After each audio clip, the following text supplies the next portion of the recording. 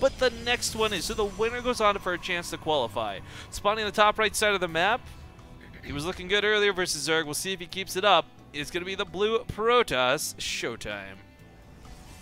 The bottom left as the red Zerg, it's Liquid Snute. This actually kills me a little bit because I don't know who I want to vote for on this one. I would like to see either of these two qualify, and it totally bums me out that one has to knock out the other. I think on a personal level, I'm definitely rooting for Snute, and I think as far as the balance of the game goes, I'm giving it a little bit to Snute, but something in my gut's telling me ShoWTimE. Alright. Well, we see a 3 Atcher 4 pool, which is definitely, you know, a good build on Dust Towers, and a good build in general, as there's only a few options to really punish something like that. But ShoWTimE did go ahead and go for a double gateway opener. He's going to chrono out at least one of those Adepts, and get his Nexus just a little bit later. 2 Adepts doesn't sound like much, and honestly, there's like a 50-50 chance they'll actually do any damage at all, honestly. Sometimes they do a surprising amount of damage. They get into 2 mineral lines, and the micro's a little messed up on 1, so they actually get like 8 drone kills, something crazy like that. There's also the case where Snute gets a very nice number of defensive lings, and the Adepts really don't do very much at all. I mean, it's 2 Adepts. It's really... there's not a lot that goes into that. Just hope that the Shades get into a mineral line. Well, Sonic Transfer pops off and walks past out of the Lings. I mean, the Lings are really not a threat. Mothership Core will take care of that, no problem. Although, this was one of those games where it ShoWTimE chose to skip the Mothership Core in favor of getting an Oracle out a little bit faster. This doesn't happen too often, but sometimes we've seen players just straight up lose to this. So, I mean, the importance of these Adepts living, it's not about killing as many drones as possible, but it is absolutely about making sure Snute doesn't come across the map. So that's getting a nice amount of drone kills, also forcing out a nice amount of lings too. Snute realizes now I have enough lings, I've cleaned this up, and goes back into droning, but probably made more lings than he really wanted to. The lings on some of the map did not get in, and I don't think they scouted anything. The Overlord might just be able to see the Oracle before it comes across the map, though. Depends on the Oracle's path. Huh. That's a really interesting question brought up in chat. I'm just going to look real quick while this goes on. Are there any Terran left at this point? No? I want to say no.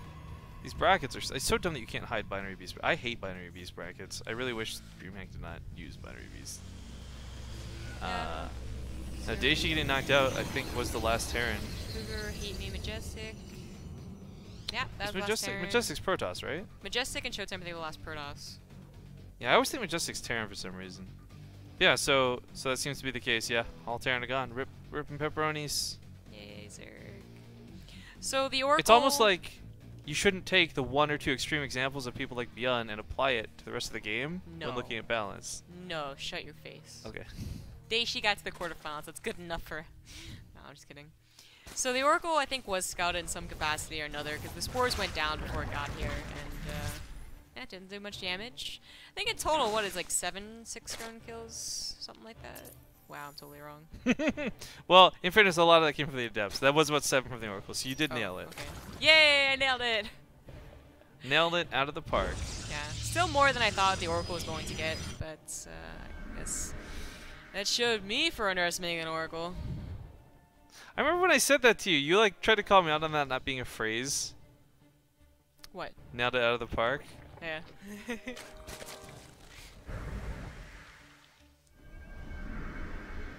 Do you believe me now?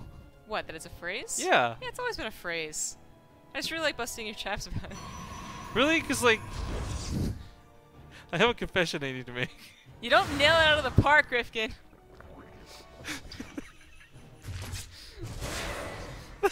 Okay, never mind. I'll talk to you about this later. The Adepts are going to transfer towards the main. They get the cancel. They're going to stick to their guns and fight with the Oracles. Actually, he's going to take down that Queen pretty easily.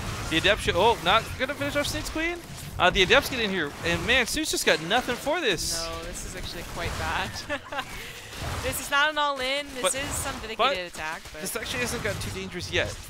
So it's still like, okay, bad. Clean it up. Please, Snute, don't lose too much. But the drones didn't get eradicated. Like, Queens are what got targeted down.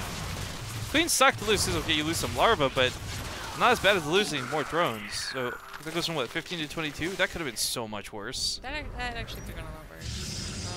But 22 drones overall is quite good for ShoWTimE. I mean, considering that he did get away with a 3 hatch for a pool, I guess it was kind of something that was necessary to do some drone damage, but 22 is quite nice. The game goes on, however, and Snute does have a fairly significant supply lead in that army, which is a little scary. Not really any tech to fall back on, so his army is slowly marching across the map without that roach speed. But reinforcing with Lings, of course, going to be quite speedy and quite dangerous. Certainly an overrun possibility could happen. So they're starting with pylons. Oh, the almost like a Ravager is quicker than yeah, I was gonna say real quick, so people were contesting in chat saying it's only 1 qualified. I'm pretty sure it's 2 that qualified today. Yeah.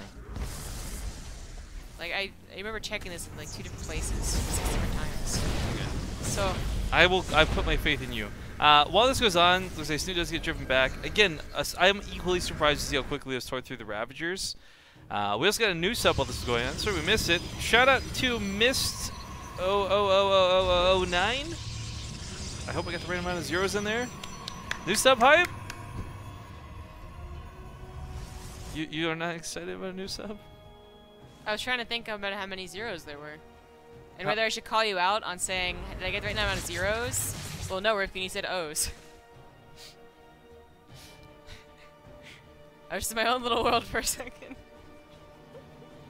But thanks for the sub. Rifkin's all like salty that I kept calling him out for saying nailed it out of the park. What are you talking about? I'm just smiling on my face. I remember your first retort to that was, well, you nail some things out of a park, like benches, and I was like, you got a point there.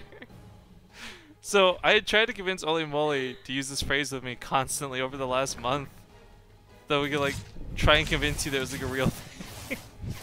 But then she messed up, and she keeps saying nailed it in the coffin. So I don't know how much you paid attention, but she's been inconsistently saying nail it out of park as well as nailed it in the coffin. No. There's a giant conspiracy, man. Rift conspiracy in chat if you got it, guys. The tinfoil hats are real. Anyways, this game's starting to shape up a little bit more now. So it was awkward for Snute and bad for Snute, let's be honest. He lost a lot in the early game, but he kept his supply high, and he didn't really falter too much after the initial attacks. So now that he's moving to Hydras, he's got 4 bases with close to 70 drones. Well, I guess he could go up to 70 drones, I guess. But either way, he's actually in a pretty okay spot. The Archons would normally be super dangerous. You're like, how on earth could you ever deal with this? Well, with the high DPS of units like Hydralisks. Yeah, and enough fodder to make sure the Archons never touch your squishy units, so looking pretty good. So pushing with a fairly scary army with +2 on the way, but also that Dark Shrine on the way. As you get your 4th base, should be providing a lot of opportunities for harassments. Charge lots make it to the main. Not quite as dangerous as the depths, but the Hydra's gonna take out that War Prism. Very close to it. Yeah, they're gonna get it. Come on, come on, come on. Yeah, last shot. Nicely done. Zealots did kill more drones, about 10 more to go down. Yeah, but getting another War Prism is certainly worth it, especially as the Dark Shrine finishes up, to make sure you're able to get the DTs in there. His 4th base really was not so far behind that of Snute's, especially since he transferred some probes already there already, so it's already like somewhat saturated. And yeah, War Prism just comes out immediately after his Immortal. Oracles wants some more. They don't really have a lot of energy, actually, so I'm not sure what he's planning to do with these other than Scout. Yeah, he's just Scout for the Hive for Lurker Den. Unfortunately, he didn't see this army coming across the map, but well, there's some Templars, sure. There's no Storms with this. Nothing for them 2 feet back. And that's a lot of Hydra. I mean, Roach Hydra was bad in the past. Roach Hydra Ravager, excuse me. Even more dangerous. Corsair Gear needs 60 damage a shot. If they hit anything, it's going to take a lot of damage. But this is an overwhelming amount of supply from Snute, and while Immortals are good against Roaches, the Hydras are so good against everything. Oh, DTs are warped in though, and there's no Overseer. When will Snute recognize this? Yeah, he's got to hear it or recognize that he's just losing these randomly. Oh, get the last shot on that Archon! He's got like no health. Okay, he's gonna fall back. That was okay. The clutch DTs are pretty sick out of ShoWTimE. This also bought him enough time for Storm to finish. Storm was like really important to have for fighting Hydras, and unfortunately, that attack timing for Snute was pretty sick. Yeah. But now there's a huge upgrade lead for ShoWTimE. He's got Storms. Snute's best thing he had going for him was his supply lead, and he still has a supply lead, but can he maintain that? Because if he doesn't hit again soon, he's going to be so far behind in tech and upgrades, I just can't see him winning with brute force. Right. A 5th base should be on Snute's mind here. Teching should also be on his mind, unless he's just planning to simply all in until it works, which is also, it definitely could work. Needs to bring Overseers this time, of course, and not let himself get pushed back, because he was, like, really, really close to just simply overwhelming ShoWTimE. Storm is done, and the High Templars, I think, have at least a couple of Storms ready. There's 5 of them. It's going to require a lot of splitting. Not so many Hydras anymore, so the DPS I don't think is as high as it was with that last army, but it's certainly buffer.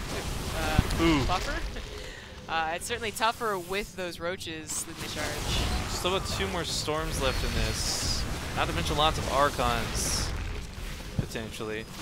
Charge lots being what they are, there's not a lot of Hydras left. Unfortunately, they've all bled out over this.